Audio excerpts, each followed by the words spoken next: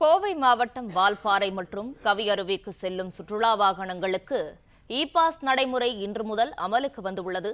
இது தொடர்பான கூடுதல் தகவல்களை தருகிறார் செய்தியாளர் சின்னமுத்துசாமி. வணக்கம், தகவல்களை பகிரலாம். வணக்கம். சென்னை உயர்நீதிமன்ற உத்தரவுப்படி வால்பாறைக்கு வரும் அனைத்து சுற்றுலா பயணிகளின் வாகனங்களுக்கும் இ-பாஸ் நடைமுறை இன்று முதல் அமலுக்கு வந்தது.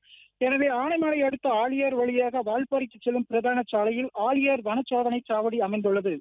இவ்வழியாக வால்பாறை மற்றும் கவியருவிக்கு வரும் சுற்றுலா பயணிகளின் வாகனங்களுக்கு இ-பாஸ் வாகன தணிக்கை செய்யப்பட்ட பின்னரே சுற்றுலா பயணிகளின் வாகனங்களை அனுமதித்தனர்.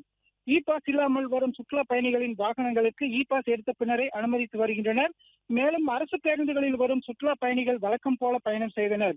சுற்றுலா பயணிகளின் வாகனங்களில் நெகிழிப்பை மற்றும் பிளாஸ்டிக் பாட்டில்கள் கொண்டு செல்கிறார்களா என்பதனையும் சோதனை செய்து நெகிழிப்பை மற்றும் பிளாஸ்டிக் வைத்திருந்தால் பறிமுதல் செய்யப்பட்ட பிறகே வனத்துறையினர் அனுமதித்தனர். விவரங்களுக்கு நன்றி சின்னமுத்துசாமி.